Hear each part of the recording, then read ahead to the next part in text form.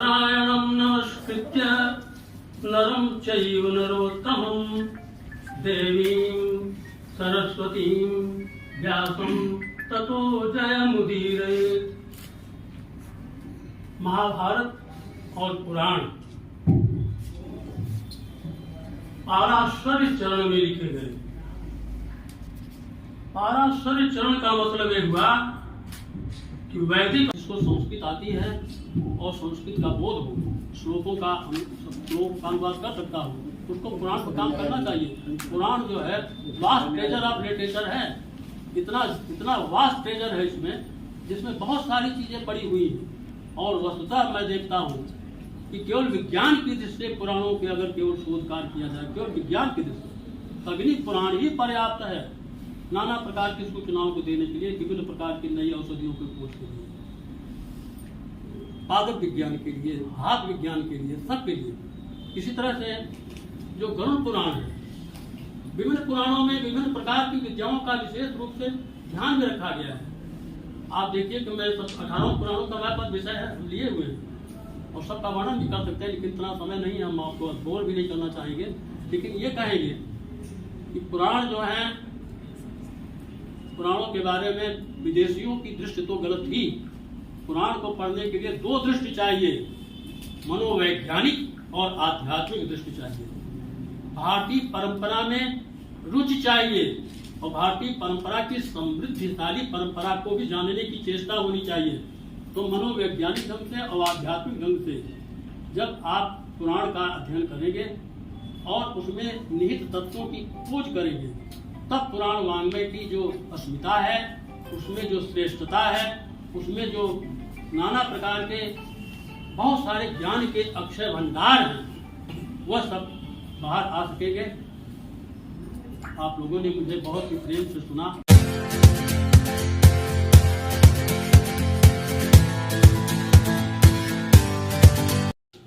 वशिष्ठ इन सब लोगों के नाम परिगणित किए जाते हैं जो विभिन्न भारतीय ज्ञान के विभिन्न क्षेत्रों में अपने अपनी तरह से कार्य कर रहे थे।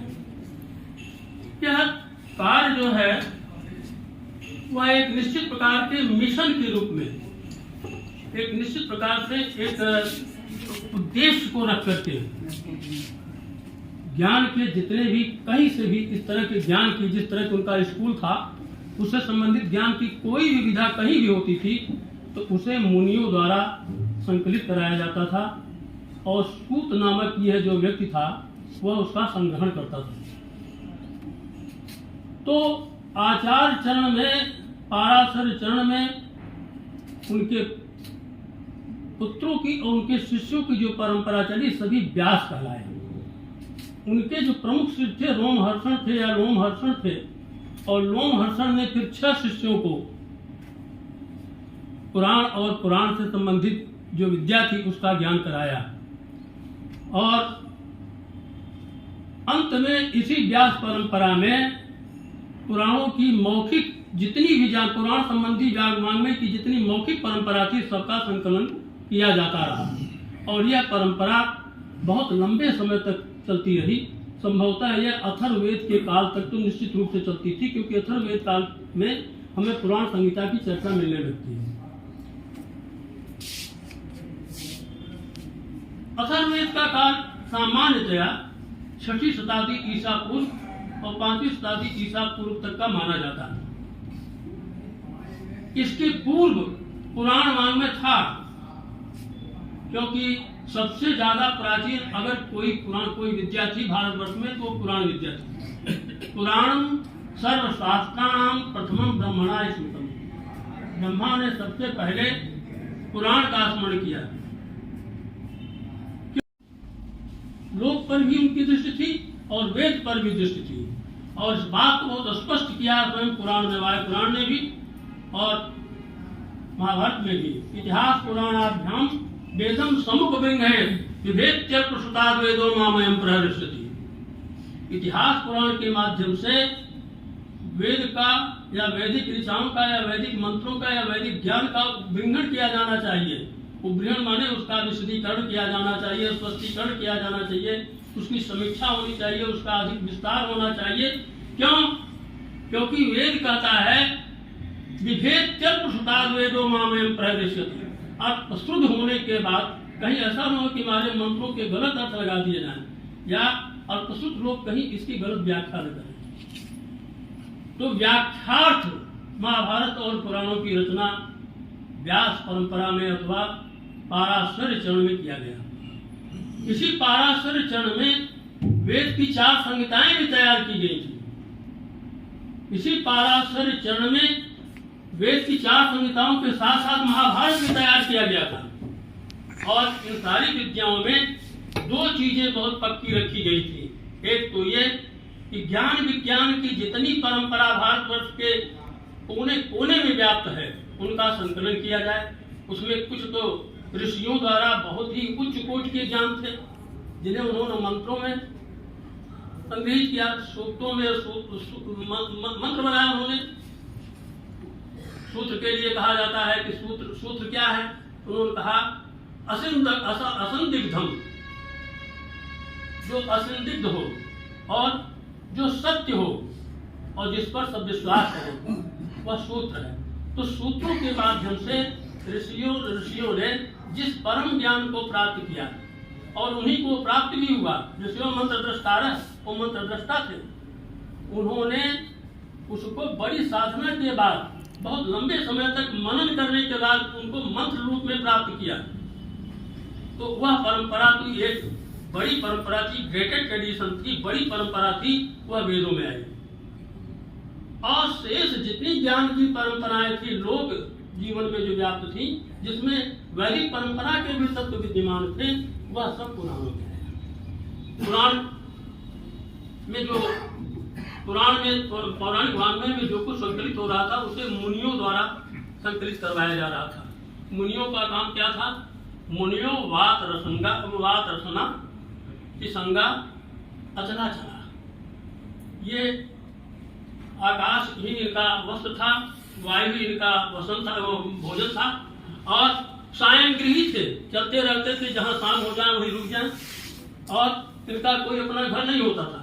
और इनका काम था ऋषियों द्वारा प्राप्त ज्ञान को जो सुबुद्ध लोग थे उनके बीच में बैठ करके उसको बांटना, उनके बीच में उसको फैलाना और फिर धीरे धीरे उस ज्ञान को और दूर दूर तक विस्तारित करना, उसका विशदीकरण करना, उसका उद्घृंघण करना।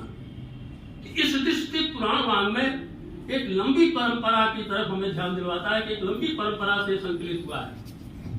एक बहुत महत्वपूर्ण बात यह है, जैसा कि H.G. वेल्स साहब ने history outline of world history में लिखा है, इतिहास वह है जो सृष्टि के प्रारंभ से लेकर के प्रलय काल तक के बीच का इतिहास हो मनुष्य का।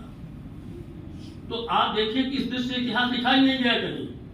अगर इस दृश्य से कहीं दुनिया में इतिहास लिखा गया तो भारतवर्ष में लिखा गया, क्योंकि पुराणकारों की दृष्टि सर्गस्य वंशो मन्वन्तराणि च वंशान चरितम से पुराणम पंचलक्षणम, सर्ग से लेकर के प्रतिसर्ग तक, प्रलय तक, फिर पुनर्सृष्टि तक। और इस तरह से मनवंतरों का और इसी तरह से विभिन्न युगों का, कल्पांतरों का जो इतिहास है वह पुराण वाङ्मय में संकलित और संग्रहित होता है। इस दृष्टि से मानव इतिहास का नहीं, संपूर्ण सृष्टि के इतिहास का अगर कोई विश्वकोश है, अगर कोई एक जगह कोई वाङ्मय है तो वह भारत के पास है, वो पुराण वाङ्मय है। अब यहाँ हम चर्चा दूसरी दृष्टि से भी करना चाहेंगे, वो ये कि क्रॉनिकल्स तो चाइना में भी तैयार किए गए थे। चाइनीज क्रॉनिकल्स बड़े प्रसिद्ध हैं अपने ऐतिहासिक विवरणों के लिए, और बेरोसस और मनेथो के भी क्रॉनिकल्स थे जो मेसोपोटामिया में और मिस्र में भी डेवलप हुए थे। लेकिन उनमें वह बात नहीं आई, उनकी संस्कृति वह नहीं उतर पाई जो भारतवर्ष में पुराण वाङ्मय में उतरी। उसका कारण क्या था? इन पुराण संकलनकर्ताओं ने कभी भी वेद से अपने को हटाया नहीं। उनकी एक दृष्टि बराबर वेद पर टिकी रहती थी। तो जो कुछ भी कहेंगे वेद सम्मत कहेंगे, जो कुछ भी कहेंगे वो वेद से परिनिष्ठित और सुपुष्ट होनी चाहिए। इसलिए जो लोग कुरान के बारे में नहीं जानते हैं, वो इसको कहीं माइथोलॉजी कह करके, कहीं गल्प कह करके, कहीं कथा कह करके इसकी उपेक्षा करते हैं। पाश्चात्य करते हैं तो उनका तो अज्ञान है, लेकिन अपने देश के भी कुछ लोग जो नहीं जानते हैं इसका उपहास करते हैं, तो ये बड़ा दुख होता है। क्योंकि पुराणों में तो सब कुछ है। महाभारत के बारे में कहा जाता है कि इतिहास ततम यत्र अन्यहास न क्वचित, जो कुछ भी भारतवर्ष में है वो महाभारत में है, और जो इसमें नहीं वो कहीं नहीं है। लेकिन पुराणों के बारे में कहा जाए कि जो कुछ भारतवर्ष में वो तो है ही है, जो कुछ पृथ्वी पर है वो सभी है।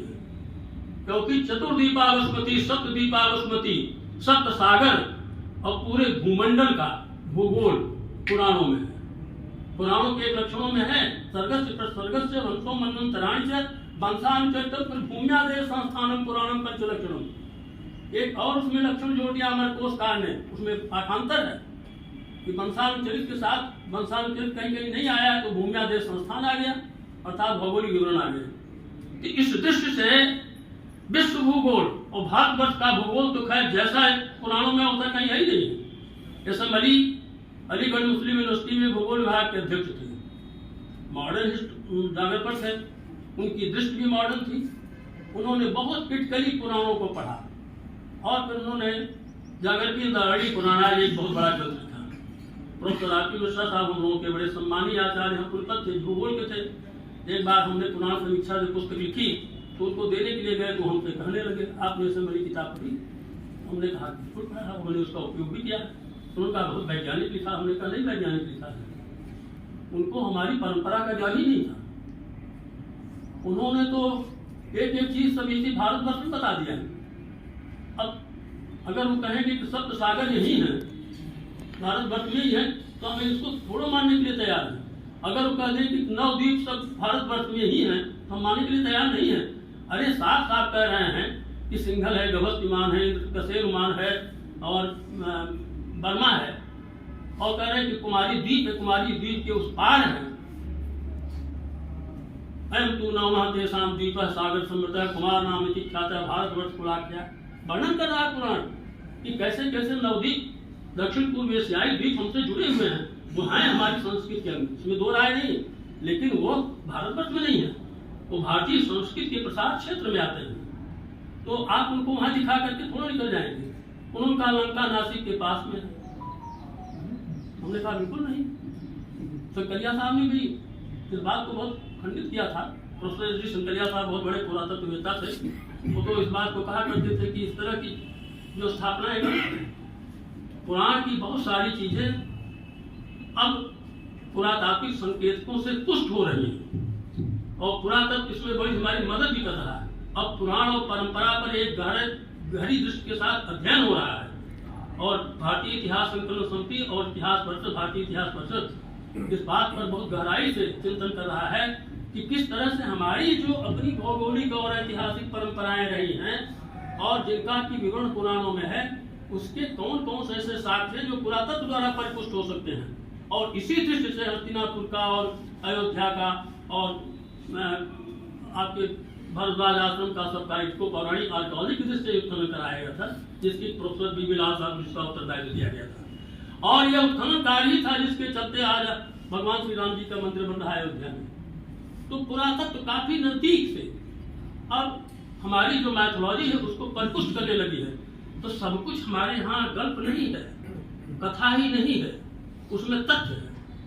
रोचकता की दृष्टि से उसको कथात्मक बनाया गया है। देखिए कोई भी वाङ्मय हो वह तभी पढ़ा जाएगा जब उसको रोचक बनाया जाएगा। अगर पुराण को या रामायण को रोचक ढंग से न कहा जाए तो कोई सुनने वाला नहीं मिलेगा। इसलिए साहित्य की एक और कला की अपनी विशेषता होती है कि वह अपने ढंग से रोचकता लेकर के सृजित होती है। कला की भी स्थिति है, कलाएं कोई नहीं होगी अगर उनमें रोचकता नहीं होगी, उसमें रम्यता नहीं होगी, लावण्यता नहीं होगी।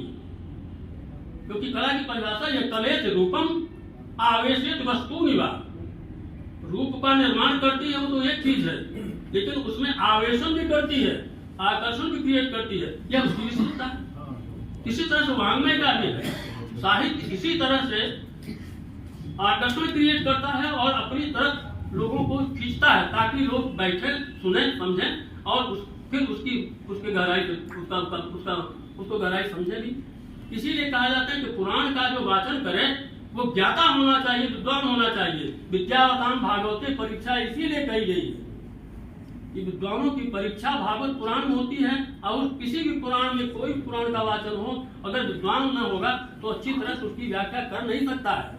इसलिए पुराण के और इतिहास के, खासतौर से महाभारत के अध्ययन के लिए और वेद के अध्ययन के लिए बहुश्रुत होना और बहुत अच्छे तरह से अपने विषय का विशेषज्ञ होना बहुत जरूरी है।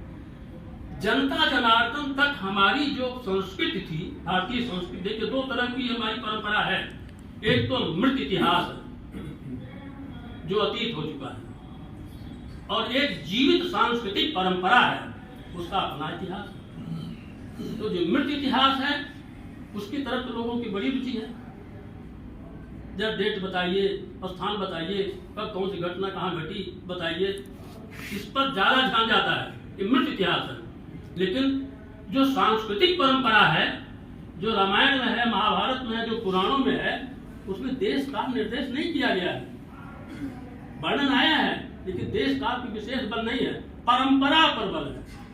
इसीलिए प्रोफेसर गोविंद चंद्र पांडे जी कहा करते थे, भारतीय परंपरा ग्रंथ जो उन्होंने लिखा वो कहा करते थे कि परंपरा वह नदी है जो जिसकी धारा कभी सूखती नहीं है और जिसमें करंट कभी कम नहीं होती है। परंपरा अपने समय जो रेलेवेंट नहीं होता है समय के साथ, देश काल के साथ, जो इररेलेवेंट होता है उसको छोड़ती चलती है, और जो देश काल के अनुकूल होता है उसको ग्रहण करती चलती है। इसीलिए देश काल के साथ परंपराएं भी अपने स्वरूप को स्वस्थ बनाती चलती हैं। और भारतीय परंपरा, खासतौर से पौराणिक परंपरा, अतीत काल से लेकर के आज तक सतत प्रवाहमान है और युगानुरूप बहुत सारी मान्यताओं को आत्मसात करती हुई चली गई है। इसीलिए इसमें इंटरपोलेशन है। अब पुराणों की जब अध्ययन करने के लिए हम तैयार होते हैं, हम शोधार्थियों से कहा करते हैं, पुराण के जो अध्येता हैं या शोध करता है, इसकी चूंकि चर्चा इसमें करनी थी इसलिए चर्चा कर रहा हूँ, तो उनको ध्यान रखना चाहिए कि कब कौन सी चीज जुड़ रही है, पुराण में कब कौन सी चीज आ रही, माने युगानुरूप कौन सी चीज जोड़ी जा रही, कौन सी छोड़ी जा रही है। एक समय था जब पुराण के लिए उन्होंने कहा कि यह गाथा है, यह नारा संशी है। गाथा माने महनीय व्यक्तियों की कर्तृत्व और व्यक्तित्व का मूल्यांकन कर रहा है, गाथा है। ये परंपरा आ रही है हमें इंडो यूरेनियन स्टेट से, और ये नारा संशी है, नरेशों की प्रशंसा है। फिर कहता है ये आख्यान है। आख्यान का मतलब यह है कोई ऐसा वृत्त जिसमें इतिहास भी हो और जो किसी कृतित्व से जुड़ा हुआ भी हो। और फिर उपाख्यान है, ये माने दृष्टोपलब्ध या किसी से श्रुत कोई उसी में जुड़ा हुआ विवरण हो, वो भी है ये। तो एक समय तो पुराण की केवल इतनी परिभाषा कर दी जाती, आख्यान ही गाथा भी कल्पजोत ही पुराण संहिताम चक्रे पुराणार्थ विशारद।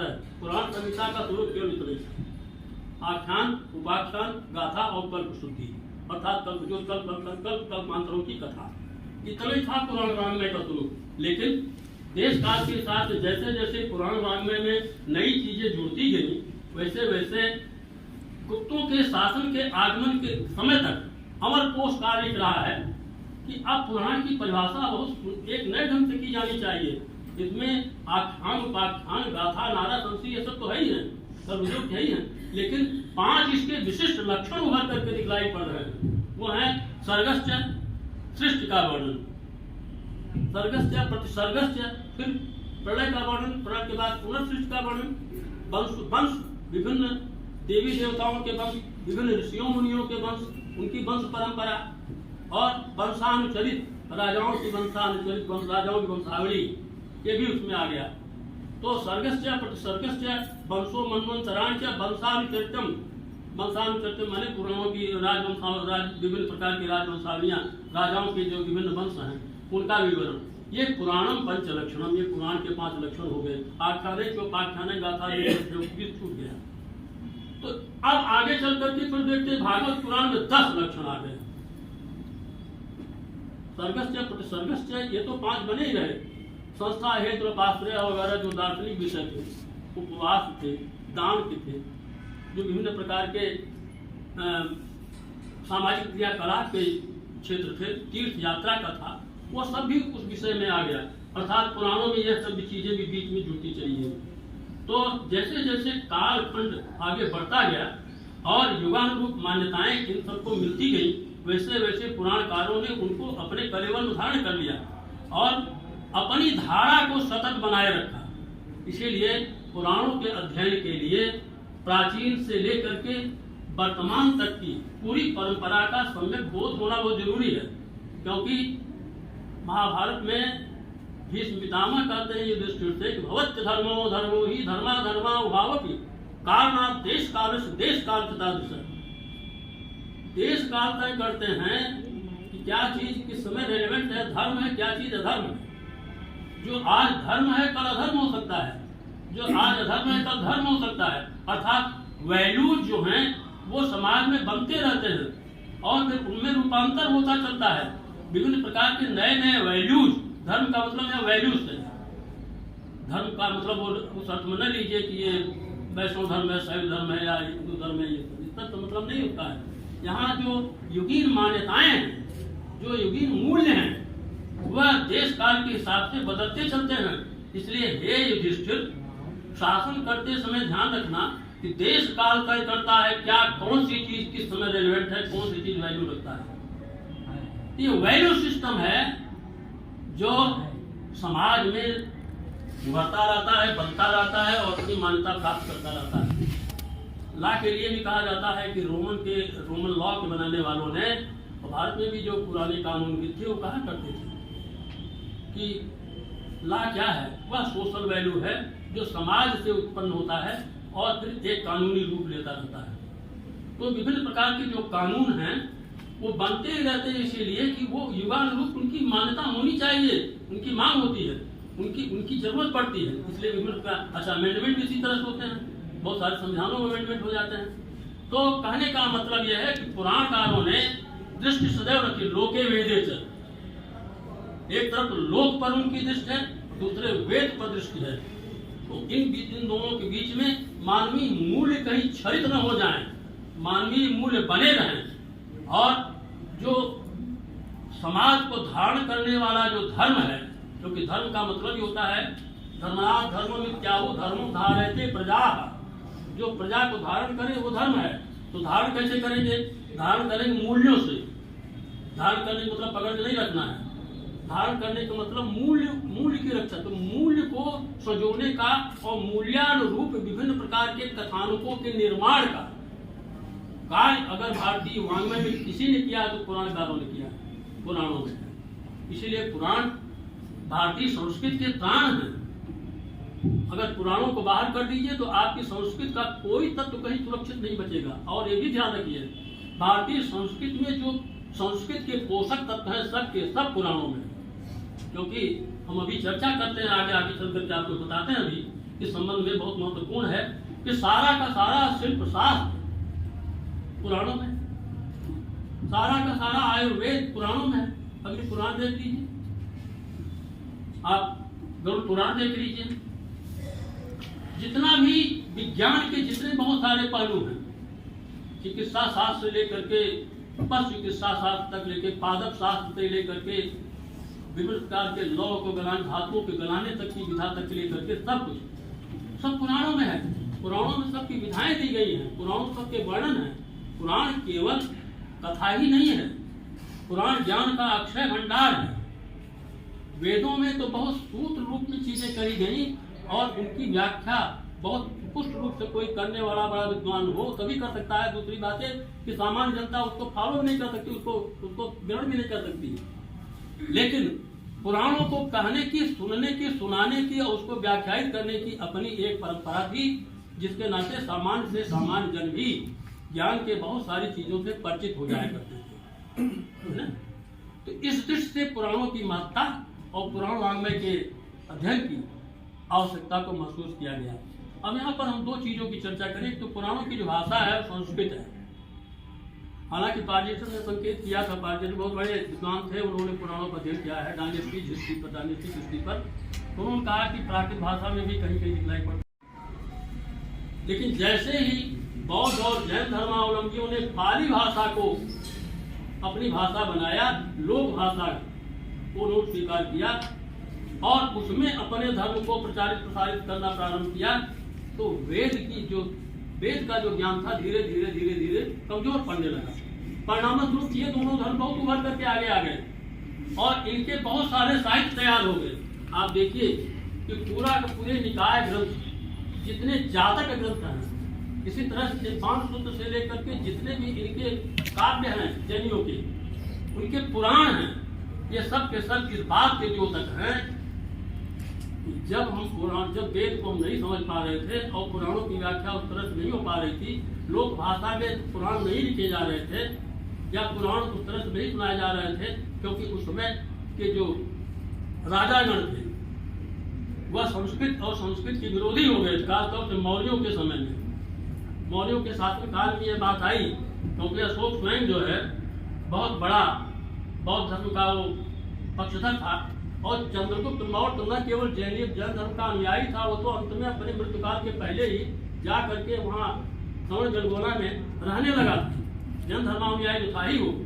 तो जैन धर्म बौद्ध धर्म के प्रतिपादक होने के परिणाम स्वरूप निर्वाण धर्म का, माने आदमी को निर्वाण प्राप्त होगा, मुक्ति प्राप्त होगी वैराग्य से, यह पनपता चला गया। लेकिन जैसे श्रीमद् भगवद गीता का लेखन महाभारत में ईसा पूर्व 20 शताब्दी में शुंग काल में किया गया, भागवत धर्म फिर से अपना एक अलग स्वरूप बनाने लगा और जो भागवत धर्म से संबंधित जितने भी अथवा पुराण के जो पौराणिक वाङ्मय में जो धर्म के विभिन्न स्वरूप उभर करके आने लगे शैव और वैष्णव संप्रदायों के, उन्होंने फिर धीरे धीरे यह बताना प्रारंभ किया अपने वाङ्मय में, अपनी कथाओं के माध्यम से, कि भुक्ति और मुक्ति दोनों एक साथ प्राप्त की जा सकती गृहस्थ जीवन में, वैराग्य से नहीं। क्योंकि अगर सब वैरागी हो जाएंगे और सब लोग निर्माण के लिए घर छोड़ चले जाएंगे तो हमारा जो सामाजिक ढांचा है चरमरा जाएगा, टूट जाएगा और हमारी वैदिक परंपरा नष्ट हो जाएगी। इस दृष्टि से भुक्ति मुक्ति में सामंजस्य स्थापित करने के लिए पुराणकारों ने बहुत पुरजोर प्रयास किया और इसमें वो बहुत सफल हुए। किसी की सफलता के परिणाम स्वरूप महायान बौद्ध धर्म की उत्पत्ति हुई। कुषाण काल में कलिश प्रथम के शासन काल में चतुर्थ बौद्ध संगीत बुलाई इसीलिए गई कि बौद्ध धर्म को कैसे बचाया जाए। तो उन्होंने कहा अब वह सब चीजें करनी पड़ेगी जो पौराणिक धर्म में है, जैसे देवी देवताओं की मूर्तियां बनाना, उनकी पूजा करना, मंदिर बनवाना, उनका देवस्थान बनवाना, ये सब परंपराएं जो पौराणिक परंपरा थी अब वह महायान बौद्ध धर्म में भी आनी प्रारंभ हो गई और आगे चल करके उन्होंने बहुत सारी पूजा की परंपरा स्वीकार कर ली। और इसी तरह से महावीर स्वामी जैन में जो वस्त्रहीनता थी और ये थी तो श्वेतांबर भी आ गए उसमें, और इसके आगे चल करके फिर उनकी मूर्तियां भी बनने लगी, फिर उनके भी मंदिर बनने लगे, फिर उनकी भी पूजा परंपरा प्रारंभ हुई और फिर उनकी नाना प्रकार की जो पूजा की परंपरा थी सब पौराणिक परंपरा से आ गई। तो उन्होंने अपने धर्म को बचाने के लिए पौराणिक परंपरा को स्वीकार किया। अब यहाँ ध्यान देने की बात यह है कि भागवत धर्म का जो सबसे सुंदर परिपाक होता है वो 7वीं 8वीं शताब्दी में भागवत पुराण में होता है। भागवत पुराण में सुखदेव आचार्य के माध्यम से परीक्षित, क्योंकि सुन रहे परीक्षित के माध्यम से व्यास जी इस बात को स्पष्ट करते हैं कि गृहस्थ जीवन ही सर्वश्रेष्ठ जीवन है और सारी की सारी जीवन की उपलब्धि गृहस्थ जीवन में ही प्राप्त की जा सकती है। इसके लिए गृह त्याग की जरूरत नहीं है। सुखदेव आचार्य जो ही आते हैं उन्होंने कहा राजन आप तो सदैव मुक्त हैं, आप तो अमर आत्मा है, और यही से वो कथा की प्रारंभ करते हैं और अंत में जब पूरा भागवत सुना लेते हैं तो कहते हैं कि अब बताइए आपको मृत्यु से भय आ रहा है कि नहीं आ रहा है। उन्होंने कहा मुझे मृत्यु से कोई भय नहीं लग रहा है क्योंकि मुझे समझ में आ गया कि मैं आत्मा हूँ। तो देखिए अद्वैत वेदांत के दर्शन को पूरी तरह से प्रतिष्ठित करते हुए और भारतीय पौराणिक परंपरा में पूजा के साथ साथ वर्ण धर्म, आश्रम धर्म, गृहस्थ धर्म, वैराग्य धर्म, भुक्ति और मुक्ति, गृहस्थ और वैराग्य दोनों में संतुलन, सबका जो एक सामंजस्य है, शैव और वैष्णव में सामंजस्य, विभिन्न धर्मावलंबियों में सामंजस्य, और इसी सामंजस्य को स्थापित करने के कारण आगे चल करके पंचदेव उपासना भी आई। जैसे जैसे शाक्त तंत्र और शाक्त शक्ति की उपासना का प्रभाव बढ़ने लगा, खासतौर से विदेशी आक्रमणों के आते हुए, क्योंकि उसमें आर्यों का आक्रमण हुआ, फिर उसके बाद शकों का आक्रमण हुआ, फिर आगे चल करके उनका क्या नाम, कुषाणों का आक्रमण हुआ, कुषाणों के बाद शकों का आक्रमण हुआ, और फिर हूणों का आक्रमण हुआ। और हूणों के आक्रमण के बाद से तो ये भारतीय जो जनमानस था एक तरह बौखला सा गया। उन्होंने कहा कि नहीं, मुझे पौरुष की जरूरत है, मुझे शक्ति की जरूरत है। और शक्ति की उपासना में उन्होंने कहा कि सारे देवता अपनी शक्ति एक जगह एकत्रित करके शक्तिमान बनावे किसी को। तो देवी को शक्तिमान बनाने के लिए सभी देवताओं ने अपनी शक्ति दी। इस तरह से जहाँ एक देव की उपासना पहले बहुत पक्की थी, शैव कहते थे कि हमारा हिंदू जो है सबसे बड़ा देवता है, वैष्णव कहते थे हमारे विष्णु सबसे बड़े देवता है। अब वो बात नहीं रह गई। अब ये बात देखने में आ रही है कि एक मंदिर बनवाइए, उसमें पंच देवोपासना प्रारंभ कीजिए, उसको पंच मंडपों से उसको सज्जित कीजिए। तो वास्तुशिल्प में भी परिवर्तन आ रहा है, मूर्तियों के बनाने में भी अंतर आ रहा है, मूर्तियों के एक साथ स्थापित करके पूजा करने की परंपरा भी आ रही है, और शक्ति की प्रतिष्ठा भी आ रही है। और उस शक्ति की प्रतिष्ठा और शैव वैष्णव परंपरा के परस्पर सम्मिश्रण की जो स्थिति आती है, देखिए बाणभट्ट ने बहुत सुंदर लिखा। बाणभट्ट ने कादम्बरी के प्रारंभ में कहा कि रजोजुषे जन्मनि सत्ववृत्तये स्तव प्रजानाम प्रलय तमस्कृते अजाय सर्गस्थित नाशयत वे त्रयीमयाय त्रिगुणात्मने नमः। जिसे हम त्रिगुणात्मक समझते हैं, ब्रह्मा विष्णु महेश, ये सत्व रज तम के प्रतीक माने जाते हैं। ये वस्तुतः तीनों के प्रतीक तो हैं, लेकिन ये तीनों अलग अलग नहीं हैं। ये अलग अलग गुण से व्याप्त होते हुए भी विभिन्न कार्यों के लिए नियुक्त किए गए हैं। सब मूलतः त्रयीमयाय त्रिगुणात्मने नमः। ये तीनों तीन होते हुए भी एक ही होकर के त्रिगुणात्मक है, और हम इनकी उपासना करते हैं। यहाँ देखिए, यहाँ यूनिफिकेशन ऑफ सुपीरियरिटी, तीनों की एकता को स्थापित करने की चेष्टा की जा रही है। मार्कंडेय पुराण में दुर्गा सप्तशती का पाठ आप लोग करते हैं, उसमें लिखा हुआ है कि नारायणी दुर्गा जो है नारायणी भी है, और दुर्गा जो है वो पार्वती भी है। नारायण नमोस्तुते। तो यहाँ पर एक बहुत महत्वपूर्ण बिंदु पर चर्चा आवश्यक है कि कैसे सिंक्रेटिक इमेजेज एक साथ आ रही है, मिली जुली जो प्रतिमाओं का पूजन की परंपरा आ रही है, कि वो दुर्गा भी है, वो नारायणी भी है, वो विष्णु की शक्ति भी है, वो शिव की भी शक्ति है। तो पुराणकारों की जो दृष्टि थी वह समन्वयी थी, और इसी समन्वयी शक्ति और दृष्टि के कारण ही पुराणकारों ने अपने वजूद को बचाए रखा। और देखिए कि जितना भी मध्यकालीन वाङ्मय है, जितना भी साहित्य है, सब पर पुराणों का प्रभाव है। इसी तरह से जितना भी शिल्प है, चाहे मूर्त शिल्प हो, चाहे वो पेंटिंग्स हो, चाहे वो मंदिर बनाने की कला हो, उन सब पर पुराणों का प्रभाव है। विष्णु धर्मोत्तर पुराण बड़ा महत्वपूर्ण पुराण है।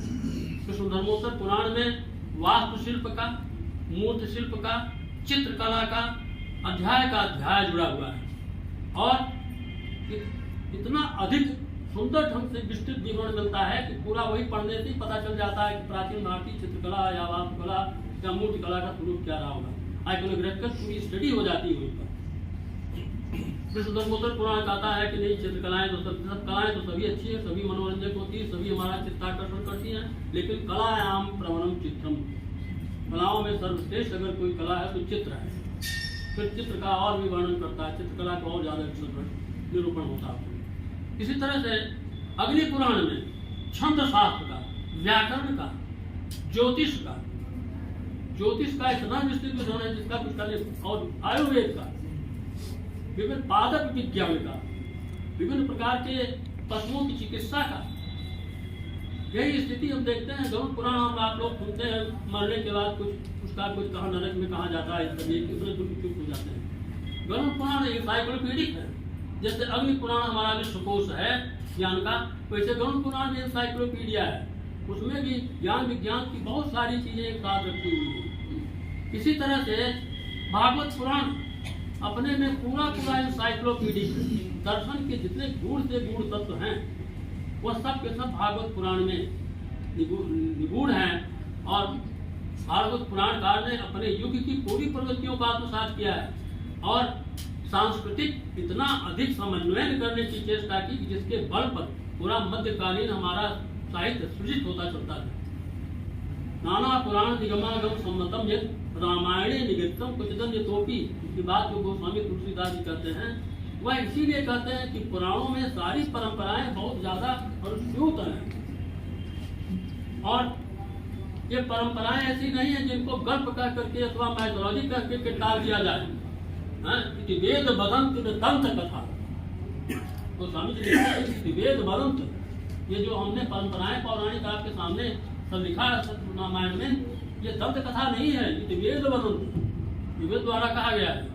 इस तरह से पुराण मांग में हमारी संस्कृति का मेलबंध है और हमारी संस्कृति में जो कुछ भी है अच्छा, जो कुछ भी हमारी संस्कृति को बचाए रखे हुए है, जो कुछ हमारी संस्कृति को आगे बचाएंगे, जो कुछ हमारी संस्कृति का मान सम्मान है उसका अगर कोई एकमात्र कोई स्वरूप हो सकता है तो पुराण वाङ्मय है। इस पुराण वाङ्मय को दुर्भाग्यवश संस्कृत में होने के नाते बहुत कम लोग अध्ययन कर रहे हैं और बारीकी से इसके बहुत सारे तत्वों को समझने की चेष्टा भी नहीं होती है, ज्यादातर इसको कथा के रूप में। अच्छा और सुनिए, पुराण वाङ्मय पढ़ते समय लोग ध्यान नहीं देते हैं कि इसमें बहुत सारी चीजें समय समय पर जोड़ी गई हैं, जो जोड़ी गई हैं वो किसी प्रयोजन से जोड़ी गई हैं। जैसे शुरू में किसी भी पुराण में फलश्रुति नहीं है, लेकिन आज आप पुराण पढ़िए तो ज्यादातर में फलश्रुति है। सत्यनारायण व्रत कथा सुनिए तो आपको लगेगा कि अगर कथा सुन लीजिएगा तो आपका कष्ट निकल जाएगा। लकड़हारा ने सुना तो उसका कष्ट दूर हो गया, पनिया का जो लता पत्र जो है संतान संपन्न हो गया, उसकी लड़की की शादी हो गई। इस तरह से तो यहाँ पर आपको फलश्रुति बताई जा रही है।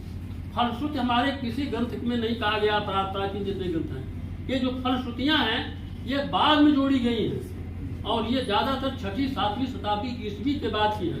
इसीलिए मैं कहता हूँ कि जब आप किसी टेस्ट का स्टैटिफिकेशन करें, डेटिंग करें तो फलश्रुति पर जरूर ध्यान दें। फलश्रुतियाँ बाद की जोड़ी हुई चीज है।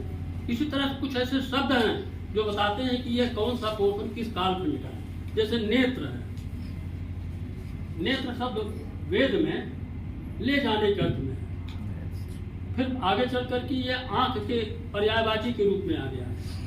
लेकिन कालदास के समय तक अर्थात 4वीं 5वीं शताब्दी ईस्वी तक अर्थात गुप्त काल तक आते आते यह नेत्र चीनी वस्त्र के लिए, चीनांशों के लिए, रेशमी वस्त्र के लिए इसका प्रयोग होने लगा।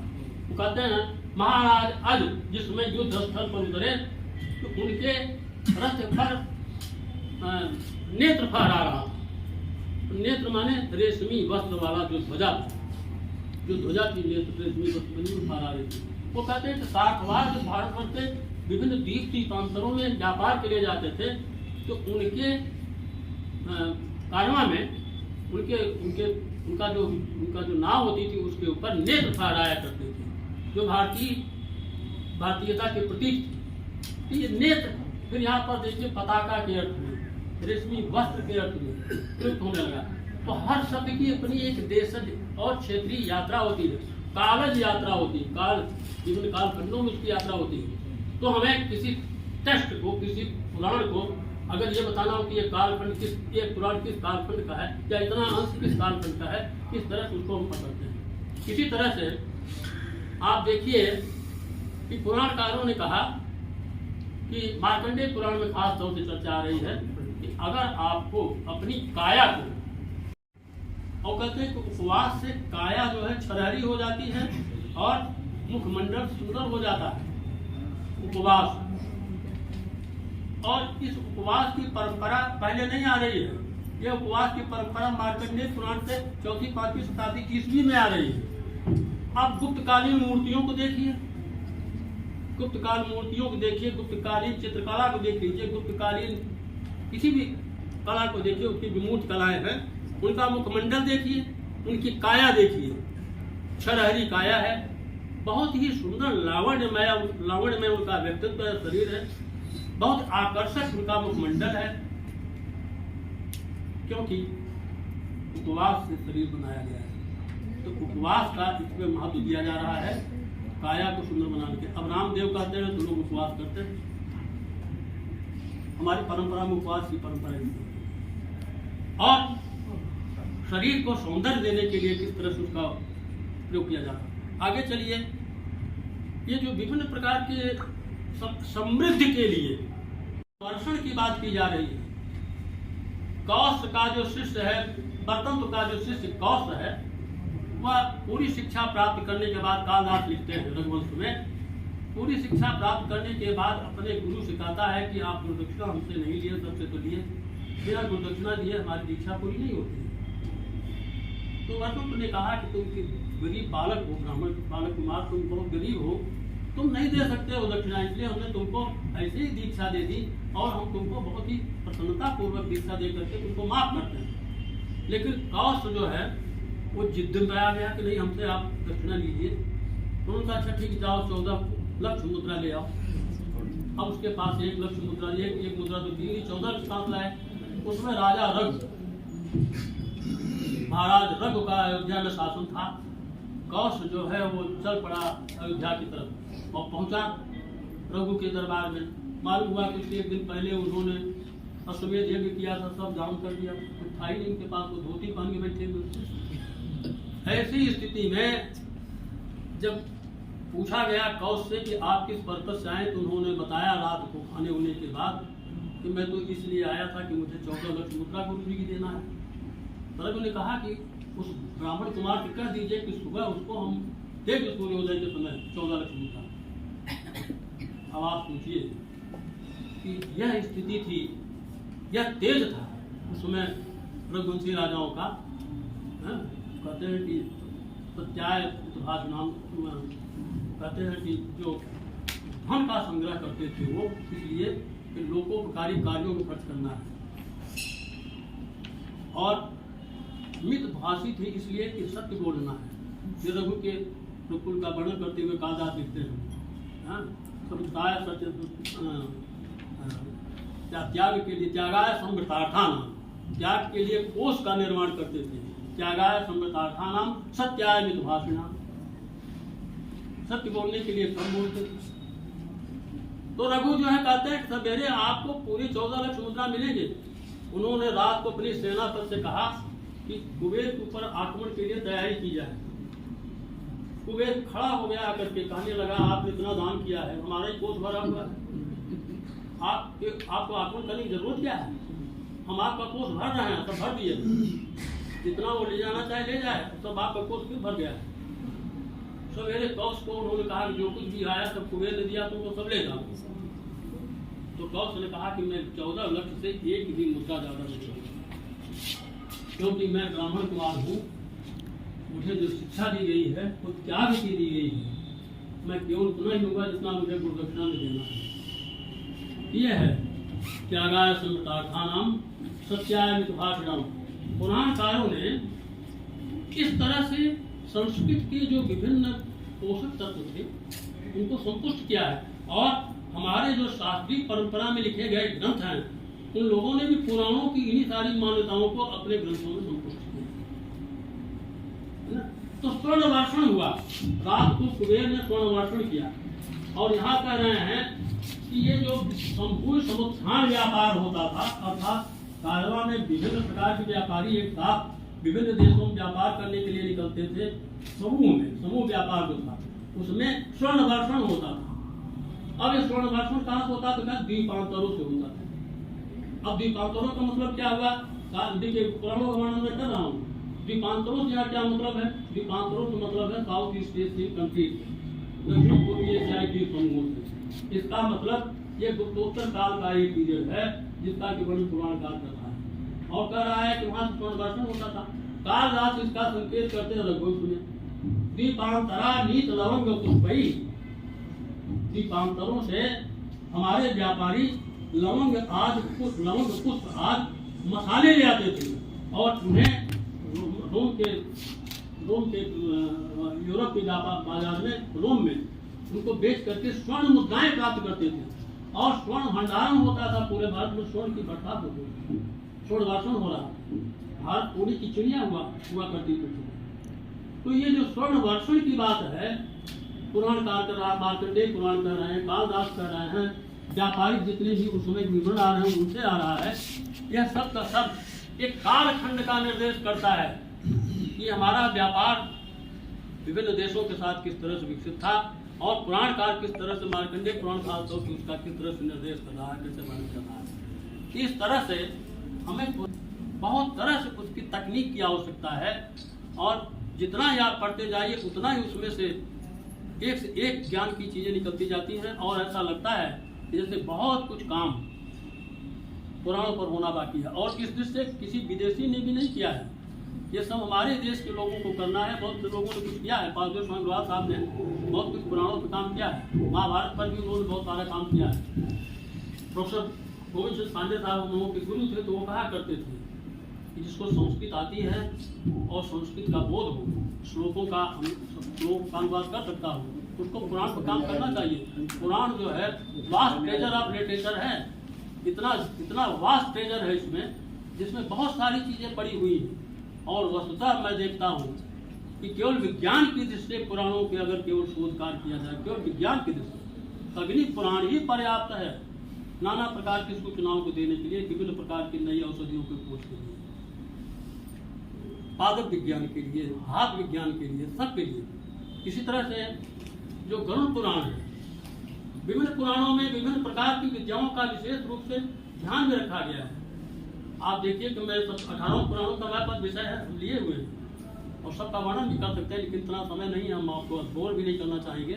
लेकिन ये कहेंगे कि पुराण जो है, पुराणों के बारे में विदेशियों की दृष्टि तो गलत थी। पुराण को पढ़ने के लिए दो दृष्टि चाहिए, मनोवैज्ञानिक और आध्यात्मिक दृष्टि चाहिए। भारतीय परंपरा में रुचि चाहिए और भारतीय परंपरा की समृद्धिशाली परंपरा को भी जानने की चेष्टा होनी चाहिए। तो मनोवैज्ञानिक ढंग से और आध्यात्मिक ढंग से जब आप पुराण का अध्ययन करेंगे और उसमें निहित तत्वों की खोज करेंगे, तब पुराण वाङ्मय की जो अस्मिता है, उसमें जो श्रेष्ठता है, उसमें जो नाना प्रकार के बहुत सारे ज्ञान के अक्षय भंडार हैं, वह सब बाहर आ सकेंगे। आप लोगों ने मुझे बहुत ही प्रेम से सुना।